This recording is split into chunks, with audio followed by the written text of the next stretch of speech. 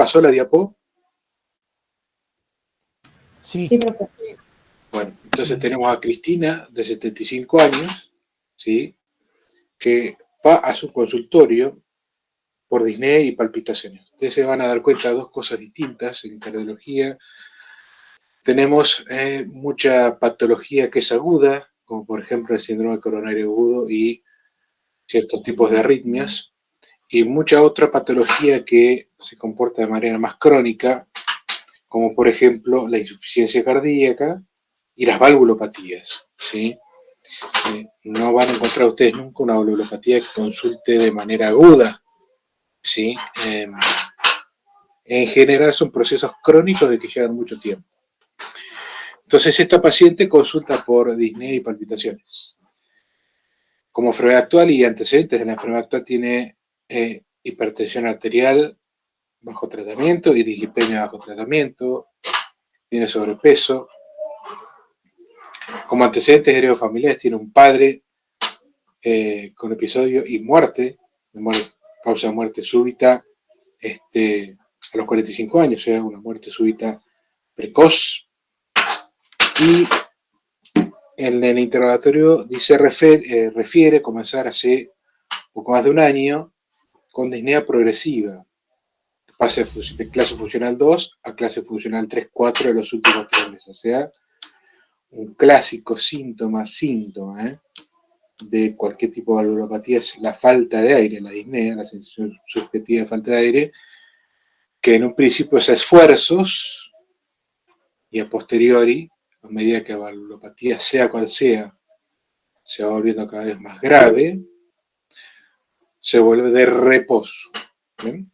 Entonces esta señora progresó su disnea de clase funcional 2, que es esfuerzos habituales, a 3-4, que es a mínimos esfuerzos o en reposo, los últimos 3 meses. O sea, eso me llamó la atención. Y además tuvo un episodio de síncope hace 15 días. Se levantó a las 3 de la mañana y ir al baño para hacer pis, y se le apagaron las luces y cuando se despertó estaba en el suelo y también le llamó la atención, por supuesto. Entonces viene y los consulta a ustedes.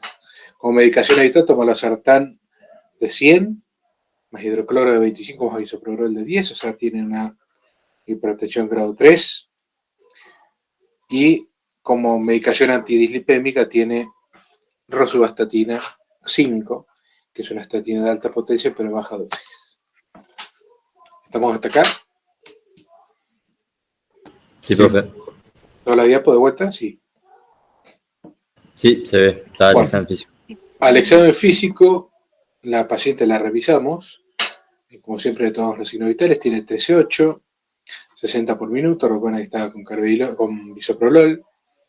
15 por minuto. No estaba taquipneica, por más que refería a disnea. Y estaba febril. En el examen respiratorio tiene escasos crepitantes vivasales. Raros crepitantes.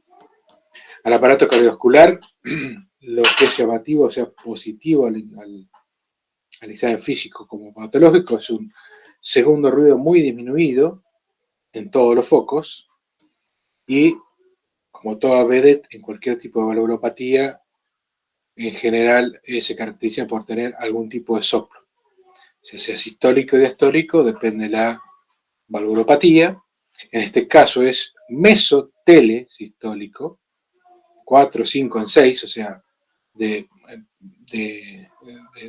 mucha amplitud, en todos los focos, principalmente en el foco aórtico, y se irradia a la base del cuello bilateral, o sea, las arterias carótidas. No presenta frémito. Cuando le palpamos los pulsos, todos los pulsos están presentes, pero están disminuidos y tardíos. El famoso signo de parvus y tardus, un pulso pequeño que tiene un acmé, o sea, un pico sistólico, como tiene todo el pulso, tardío. Esto no es fácil, ¿sí? Hasta para el cardiólogo más avesado hoy día, hablar de las características del pulso. Fácil es cuando el pulso es grande, como la insuficiencia aórtica, o como en el paciente con una insuficiencia cardíaca de alto gasto, pero cuando el pulso es pequeñito, como en el caso de las arritmias muy rápidas, o como en este caso de una estenosis aórtica, ya lo vamos a seguir diciendo, las características del pulso, bien, el frita del pulso, como ustedes ya lo saben de cuando cursaron trabajo y tiempo libre. Es muy difícil saber la parte taco, pero el que es cardiólogo avanzado sabe. En el abdomen no tiene nada y en el estado neurológico no tiene nada. Este soplo nos llama mucho la atención, ¿sí? Motivo por el cual, y bajo la sospecha de una valvulopatía, ¿sí? Le pedimos un ¿qué? Ecocardiograma. Bien, y antes, por las dudas, Un electro. el electro no se salva a nadie. Muy bien, ¿qué me pueden decir del electro? Casi de manera grosera, digamos, sin hacer mucho hincapié. Y aparenta lo que sería, primero que nada, en veces a T negativas y en B5 también, que podrían indicar sobrecarga ventricular. Y además, bueno, habría que hacer Sokolov Lyon, pero puede ser hipertrofia ventrículo izquierdo. ¿Están todos de acuerdo? Sí. Fíjense que tiene en D1 y ABL en casi todas las derivaciones precordiales izquierdas una inversión de la onda T, ¿sí? Con un leve infranivel de Z, principalmente en B5 B6, que puede hablar de sobrecarga ventricular izquierda, y sin ir a los índices de hipertrofia ventricular, en Sokolov-Lyon y demás, perdón, ya en B5 solo tiene casi 30 milímetros, sin hacer Sokolov. Si yo le consumo KB2, por lo menos tiene 50 milímetros, o sea, está pasadísimo de una hipertrofia ventricular izquierda. Más allá de que antes se hablaba en electro de hipertrofias de predominio diastólico o hipertrofia de predominio sistólico, que el electro podría ser una diferencia entre hipertrofias concéntricas o por sobrecarga de presión e hipertrofias excéntricas o dilataciones, que serían por sobrecarga de volumen. Hoy día se sabe que eso no es así, ¿sí? Que cualquier electro puede dar cualquier cosa. Y acá lo que tenemos, sí, es un clásico electro de hipertrofia ventricular izquierda. Bien, entonces tenemos que ver si es por sobrecarga de presión o por dilatación. La insuficiencia aórtica en general tiene las T positivas en vez de tener T negativas, lo que antes se llamaba sobrecarga de volumen, pero esto ya se vio que no es así ya hace tiempo, bien, con estudios electrocardiográficos hechos bien randomizados, más allá de la experiencia del cardiólogo, nosotros podemos hablar solamente de hipertrofia ventricular izquierda. Hacemos una placa, la placa de tórax de frente, que a ver si le llama algo la atención, no, para no hacer mucho hincapié en esto. Lo primero que le tiene que llamar la atención es la aparente casi normalidad de la placa. O sea, fíjese que el arco inferior izquierdo, recuérdense que en placa no hablamos de ventrículo ni de aurícula ni de nada, sino hablamos de arcos que corresponden a diferentes estructuras. Tenemos 3 arcos izquierdos y 2 arcos derechos. Entonces, en el arco inferior izquierdo, que uno esperaría encontrar un índice cardiothorácico aumentado, por así decirlo, a expensas del arco inferior izquierdo, el arco inferior izquierdo es pequeño, bien, es normal, que nos hace pensar indirectamente que si existe hipertrofia, como dice el electro que existe, la misma debe ser de tipo concéntrica, bien, o sea que no se expresa en el aumento del tamaño ventricular. Y lo que parece ser, además, ven que está bien centrada la placa de tórax, las clavículas están bien equidistantes de la espina de cuarta dorsal, se ve que existe un aumento del segundo arco del arco superior derecho, que en general, cuando uno piensa topográficamente las estructuras que lo conforman, son la vena cava superior junto con la pared lateral de la aorta ascendente. Por la forma que tiene, parece ser que existe una dilatación de la aorta ascendente, que es típico en general de las sobrecargas de presión. Bien. Pero más allá de todo eso, parece una radiografía de tórax relativamente inocua, benigna, ¿sí? En los campos pleuropulmonares no tiene nada llamativo. Y después lo mandamos al CERC, a que Gadea le haga un ecocardiograma, y vemos en estas 2 tomas que no vamos a hacer gran hincapié, pero se puede ver, esto se llama un eje paraesternal izquierdo, y este es un eje de grandes vasos, en donde vemos aquí, se ve el cursor, ¿sí? Por la duda vamos a ponerle el puntero rojo, puntero láser que está. Aquí, ¿se ve cómo se mueve o no? ¿Se ve que se está moviendo o no? Sí, profe, se ve el cursor. Acá se ve esto, que es el septum interventricular, esta que es la cavidad del ventrículo izquierdo y esta que es la pared posterior del ventrículo izquierdo. Aquí se ve la raíz de la aorta con la válvula aórtica en el medio. Esta es la válvula mitral con su válvula anterior y su válvula posterior. Esta es la aurícula izquierda. Como llamativo se ve, para quien no está acostumbrado a ver ecocardiogramas, un gran aumento del espesor del septum interventricular y un gran aumento del espesor de la pared posterior del ventrículo izquierdo, aproximadamente 1,5 centímetros, casi 2 centímetros, habría que medirlo, lo que nos habla de una clásica sobrecarga de presión. Para un normal de 1 centímetro como mucho, este tiene casi 2. O sea, casi estamos aseverando que el paciente tiene una hipertrofia ventricular izquierda.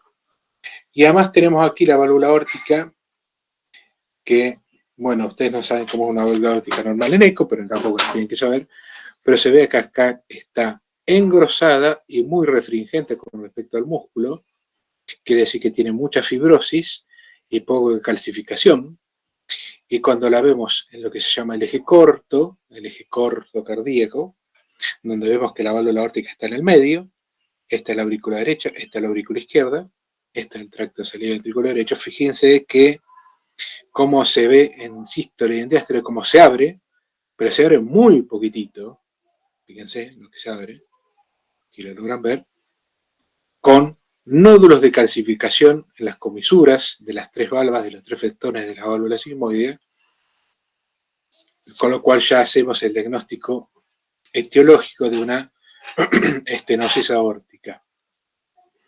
Impresiona ser de grado severo. Para ver la severidad se usa el continuo Doppler. Acá ya nos vamos a meter en cardiología que no les interesa a ustedes, pero el ecocardiografista mide la cantidad o la velocidad a la que pasa la sangre a través de la válvula aórtica, y depende de la velocidad que pase, depende el área valvular. Cuanto más rápido pase, menor es el área de apertura de la válvula, como para que lo tengan ustedes en claro. Entonces, para una velocidad de aproximadamente 4,5 metros, cuando lo normal es 1,30 metros, 1,40 metros, casi cuatriplica la velocidad. Entonces esto tiene, luego por cálculos X, el ecocardiografista saca el cálculo del valor y da como resultado que tiene un área valvular de 0,8 centímetros cuadrados. Recuerden que el área valvular aórtica va de 2 a 4 centímetros. Uno habla de estenosis aórtica cuando en general cae por debajo de 1,5 como leve, de 1,5 a 1 como moderada, y menor a 1 centímetro cuadrado, algunos dicen menor a 0,9, se podría estar hablando, se está hablando de estenosis aórtica de grado severo. Entonces ya tenemos además una estenosis aórtica de grado severo. Entonces la agarramos y le decimos a Cristina, usted tiene un ventrículo izquierdo que le funciona muy bien, ¿sí? Porque se veía que funcionaba muy bien, que está engrosado, que sus paredes están gruesas, no por su hipertensión, sino porque tiene un tapón en la válvula aórtica que se llama estenosis aórtica, que lo tenemos que resolver, que es la causa de todos los síntomas que usted está teniendo. Entonces, ¿qué le podemos hacer a esta señora para solucionarle la valvulopatía? Y después vamos a esto. Un reemplazo valvular con bioprótesis porque ya tiene más de 65 años.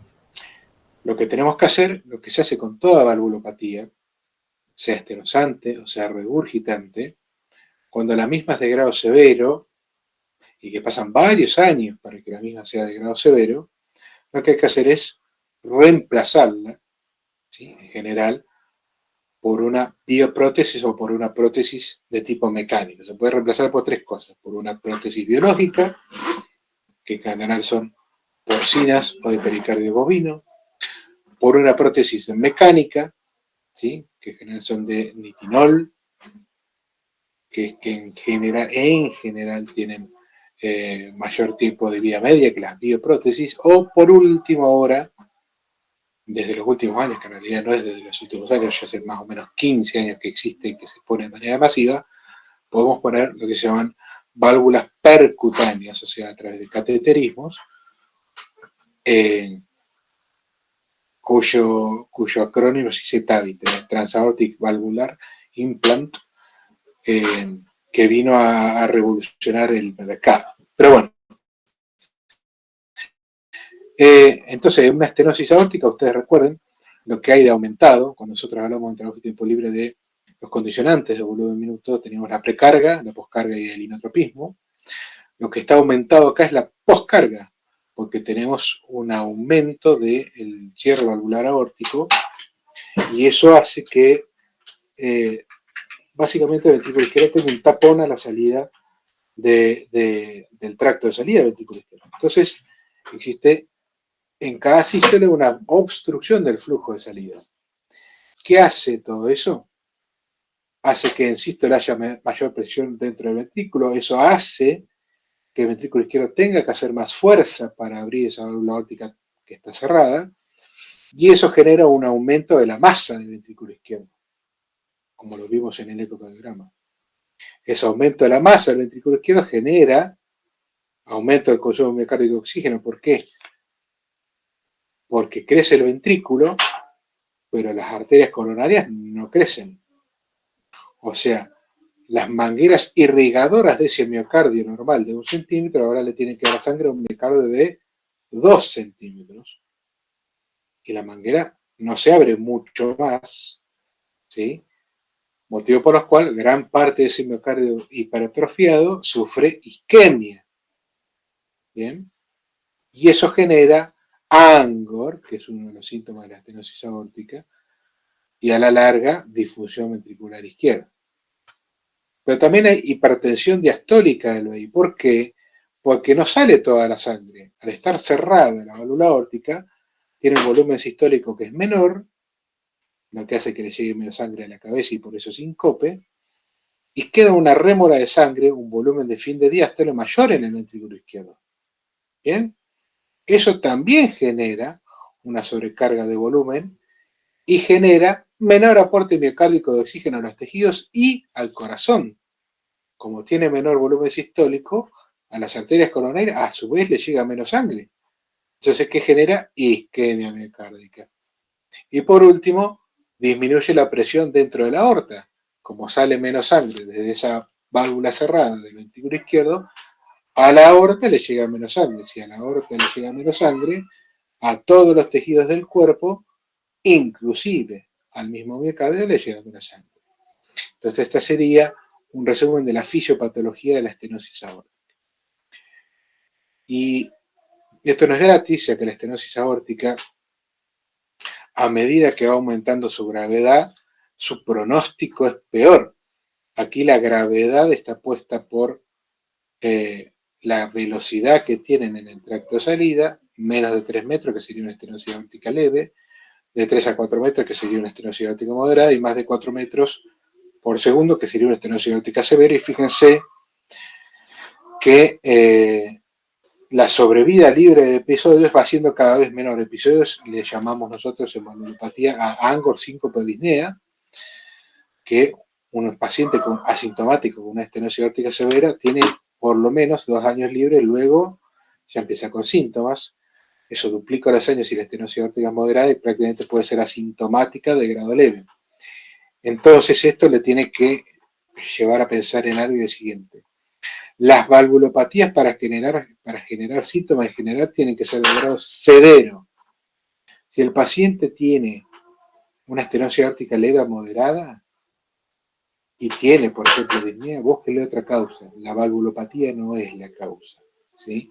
Busquen la enfermedad coronaria, busquen la insuficiencia cardíaca por otra causa, anemia, lo que fuese, pero la valvulopatía en general, para dar síntomas, los da cuando en general, cuando es de grado severo. Si no es de grado severo, la valvulopatía rara vez da síntoma. Y con eso me refiero a todas las valvulopatías. Las valvulopatías regurgitantes y las valvulopatías estenosantes. Y como otras máximas de válvulas, recuerden que se trata, y cuando dijimos tratar es que se reemplaza, o se hace un TAVI, cuando es severa y sintomática, como en este caso, vimos que tiene una estenosis aórtica severa, de 0,8 centímetros cuadrados, y tiene síntomas como disnea, hoy también es un síncope, tiene indicación clase 1 de operarse, o cuando es severa y asintomática, y esto se ve mucho, ¿por qué?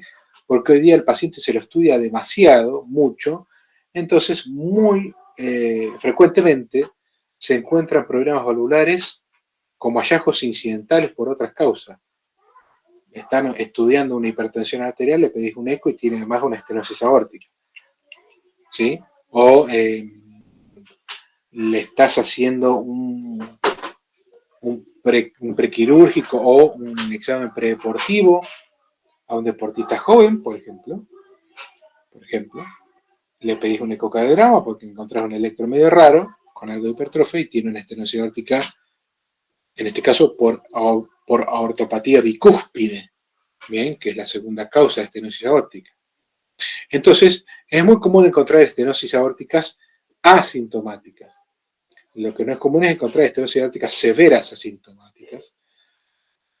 Y estas en general no se tocan hasta que dan síntomas o tienen caída de la fracción de eyección, o en realidad no eran asintomáticas y cuando vos les haces una ergometría dan síntomas, o cuando el paciente se tiene que operar de alguna otra cosa, por ejemplo, tiene una enfermedad arteriopatía coronaria de 3 vasos y tiene que hacerse una cirugía de revascularización miocárdica y a su vez tiene una estenosis aórtica, ahí mismo ya para no después abrirle el pecho 2 veces, en la misma cirugía se hace un implante combinado, o sea, se hace el bypass y se hace el reemplazo valvular en el mismo tratamiento. Pero básicamente, las valvulopatías no se tocan hasta que no son severas.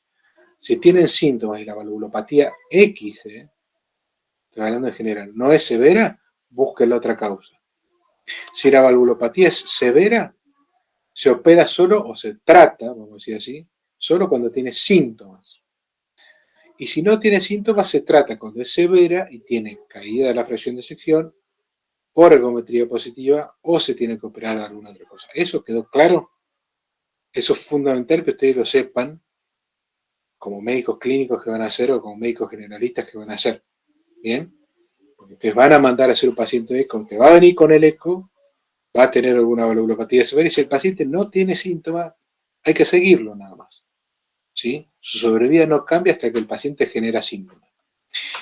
Y este mínimo cuadro, mínimo texto que yo puse acá, se lo complejizo un poco más hoy día que hay más variantes, por así decirlo, de tratamiento, en este cuadro de la Sociedad Europea de Cardiología en las guías de valvulopatía, donde el paciente que tiene una estenosis aórtica grave, si tiene síntomas, se opera. Chau. Punto. Bien. Si no tiene síntomas, tratamiento médico y seguimiento, por más que la estenosis aórtica sea grave. ¿Bien? ¿Está claro? Si no tiene síntomas, pero tiene caída de la fracción de eyección, se opera. ¿Bien? Se opera. Si yo sigo este cuadro, se opera. Es lo mismo que estoy diciendo acá. O, si tiene una prueba de esfuerzo positiva, también se opera. Muy bien. Y luego acá abajo, en estos 3 cuadritos azules, hoy día, como bien dijeron por ahí ustedes, está la elección del tipo de válvula que se tiene que poner. Y cuando yo hacía la residencia de cardiología, hace 20 años atrás, así de viejo estoy, se decía que las válvulas mecánicas se reservaban para gente joven, las válvulas biológicas para gente mayor. ¿Por qué? Porque las válvulas mecánicas se anticoagulan, las válvulas biológicas no se anticoagulan, y las válvulas mecánicas tenían, mayor vida media que una válvula biológica que en general duraba 10 años y después había que volver a cambiarla. Se en general se prefería no anticoagular a las personas mayores porque, primero, que tomaban la medicación mal. El único anticoagulante que sirve con las válvulas es el acenofumarol y la warfarina. No existen los anticoagulantes nuevos para las válvulas, le va muy mal.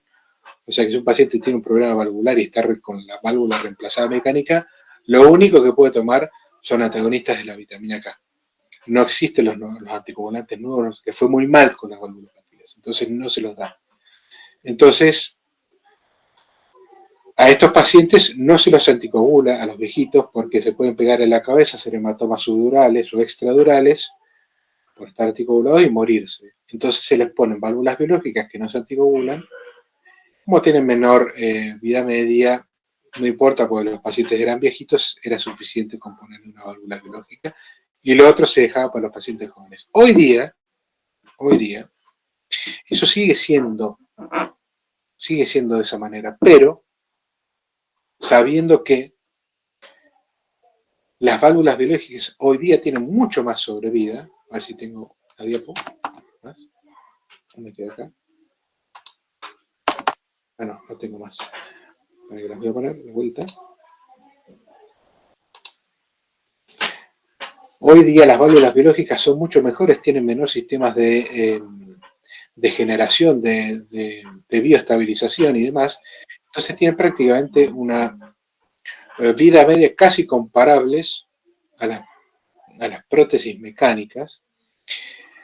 Y más allá de esto, el viejito de hoy que se les ponía la válvula aórtica, ya no es más el viejito de hace 20 años atrás. Ahora los viejitos ya son mucho más vitales, hacen deporte, viajan, no son el clásico viejito que...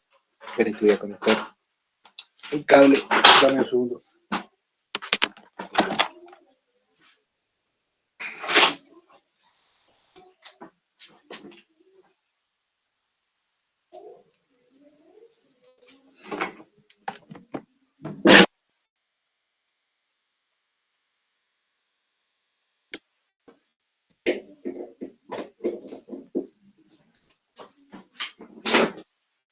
Ahora sí, disculpen. Entonces, las válvulas biológicas están mejores y los viejitos ya no son los tan frágiles como antes. Entonces, hoy día, más allá de esto, para los jóvenes se pone mecánica, para los viejos se pone biológicas, se sienta con el paciente. Recuerden que esto es una enfermedad crónica, esto no es nada agudo, esto es todo programado en general. Las valvulopatías, principalmente estenosantes, son siempre programadas.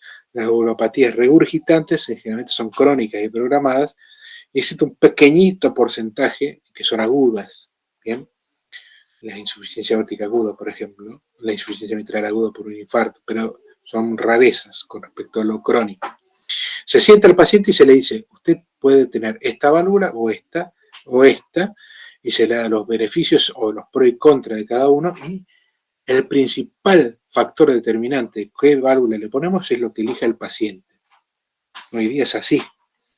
El paciente quiere que le ponga una mecánica porque quiere que no le toquen más el pecho en 20 años. Perfecto, se le pone una válvula mecánica, sabiendo que va a tener que estar anticoagulado. O el paciente elige una válvula biológica porque no quiere tomar anticoagulante, por ejemplo, y la elige él. Con el consejo del cirujano, con el consejo del cardiólogo especialista en válvulas y demás. Con todo el conocimiento, el paciente puede hacer una muy buena elección. ¿Y qué está pasando? Que están eligiendo cada vez más válvulas biológicas. ¿Por qué? Pues son mejores, están mejores, y el paciente ya no se quiere anticoagular. En anticoagulaciones, siempre que se pueda evitar, es muy importante. Entonces, reemplazo valvular aórtico puede ser biológico mecánico, y por último puede ser transcatéter, una válvula que se pone, y eso está en la clase, pues verla a través de un cateterismo que se hace por, en general, arteria femoral o arteria axilar, si es que la femoral está con mucha calcificación. Se llega hasta la válvula que está cerrada, se atraviesa esa válvula y se despliega como un paraguas una válvula nueva. Eso que hace tiempo se hacía, desde el 2004 que se puso la primera válvula aórtica, un cirujano hemodinamista que se llamaba Alain Crivier, que era francés, pero que estaba trabajando en la Cleveland Clinic. Ese tipo, a principios de este año, ¿sí?, 20 años después de que puso la primera válvula, falleció, y se lo recordó por los grandes avances que tuvo en el tratamiento de las valvulopatías aórticas principalmente. En estos casos se dejaban para aquellos pacientes que no se podían operar. Los pacientes tienen una estenosis aórtica. Ustedes recuerden que la estenosis aórtica, más allá de que existen dos causas que son predominantes, que son la degenerativa, a la cabeza mal, y luego la estenosis aórtica bicúspide. La degenerativa, que es la principal causa, se da en gente mayor, no sea en gente joven. Entonces, si ustedes tienen un caso clásico de estenosis aórtica, va a ser generalmente una persona mayor con soplo. Si usted tiene una persona mayor con soplo, puede tener dos cosas: una estenosis aórtica o una insuficiencia mitral, con insuficiencia cardíaca.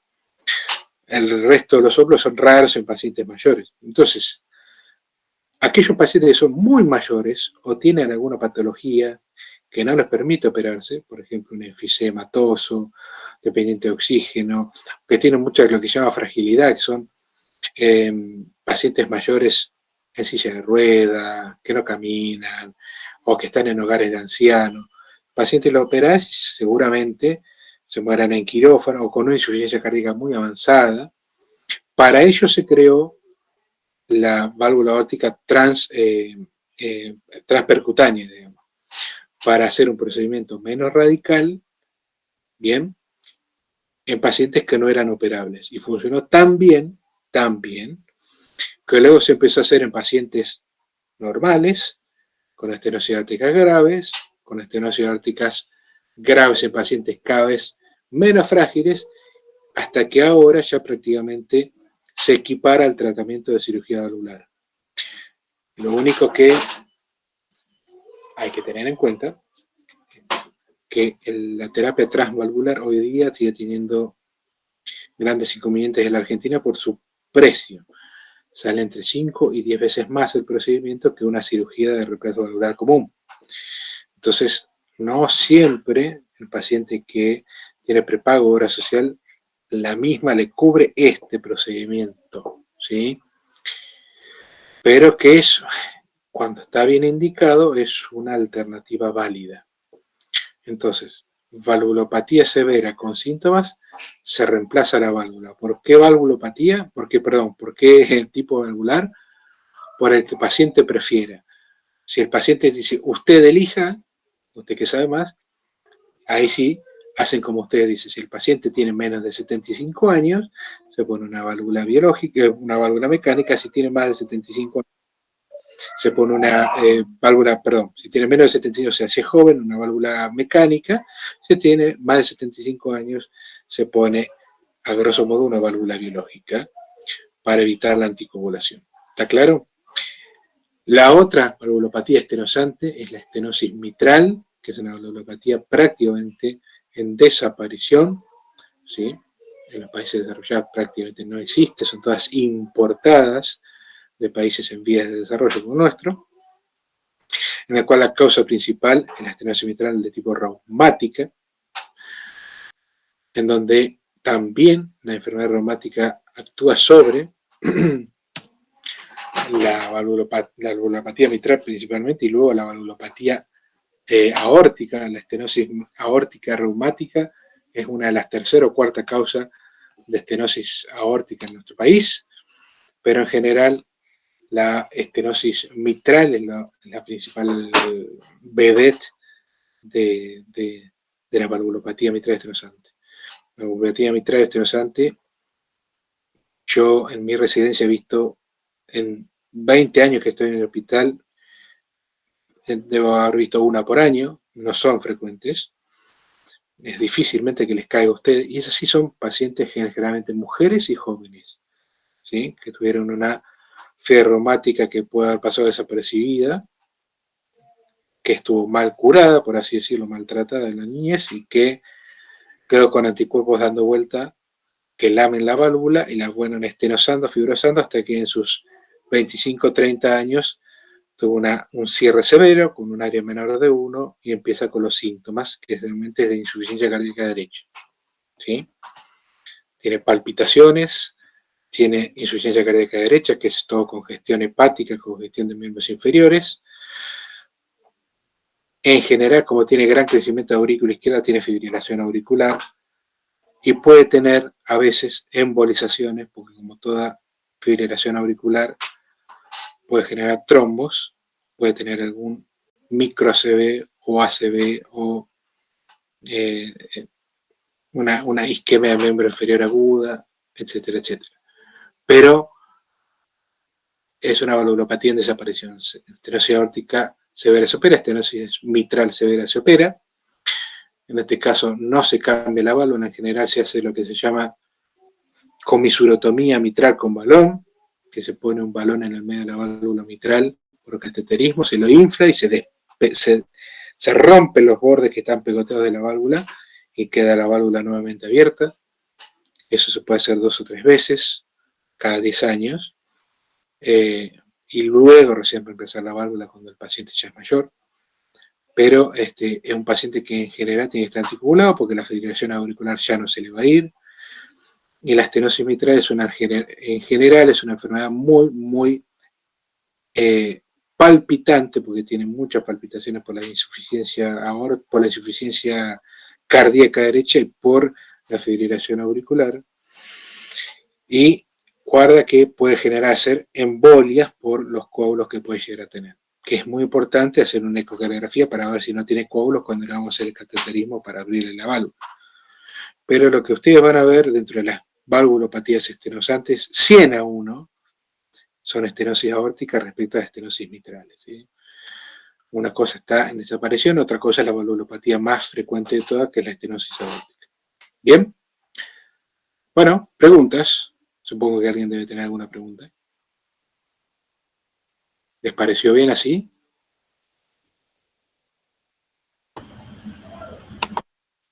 Sí, lo escucho. Yo tengo 2 dudas, profesor. No sé si me escucha. Perfecto. Te escucho. Bien, quería consultarle. Acá yo había leído de que una vez que aparecen, perdón, el paciente con disnea, angor o síncope tiene siempre indicación quirúrgica.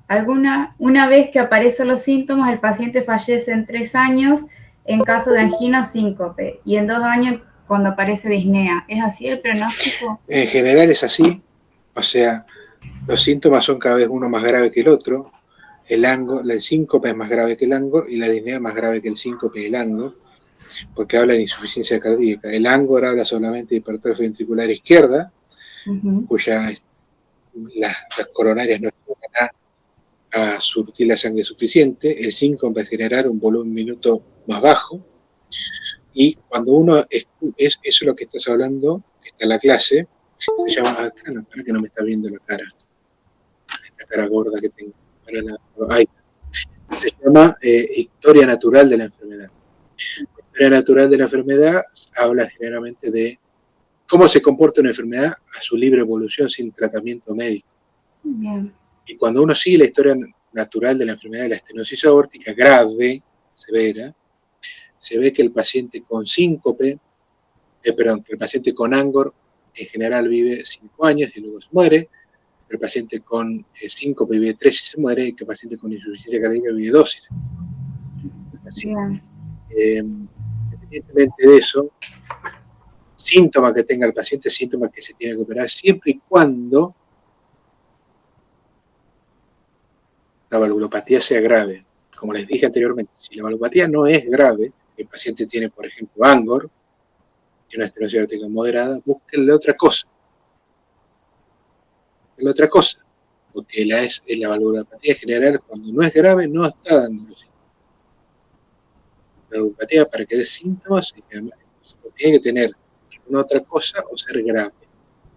Por ejemplo, disnea y una estenosis aórtica moderada, pero con anemia, alguna otra causa. O estenosis aórtica moderada y enfermedad de la arteria coronaria severa. Busquen otra cosa.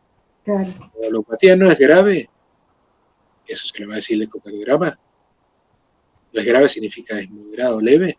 Busca la otra causa a esos síntomas. Bien, perfecto.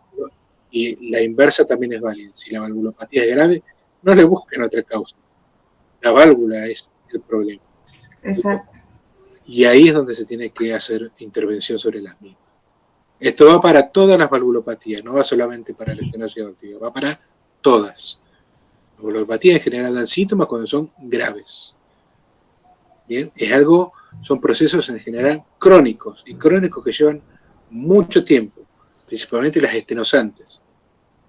Tiene por lo menos, cuando uno encuentra la estenosis aórtica severa, tiene por lo menos de 10 a 12 años de agravamiento de la misma de leve a severa, totalmente asintomático. Bien, lo mismo pasa con la estenosis mitral, lo mismo pasa con las insuficiencias. Bien, estos son procesos crónicos. Bien, es la parte aburrida de la cardiología, quien diría. Perfecto. Gracias, profe. ¿Ya estamos? Sí, sí. Es grande. ¿No hay ninguna otra duda? ¿Quedó claro? Después nos vamos a reunir para valvulopatías regurgitantes. Bien, donde muy probablemente vamos a ver un caso de una insuficiencia mitral, que es la valvulopatía regurgitante más común de todas. ¿Ok? Perfecto, profe. Gracias. Chicos, que tengan muy buena semana.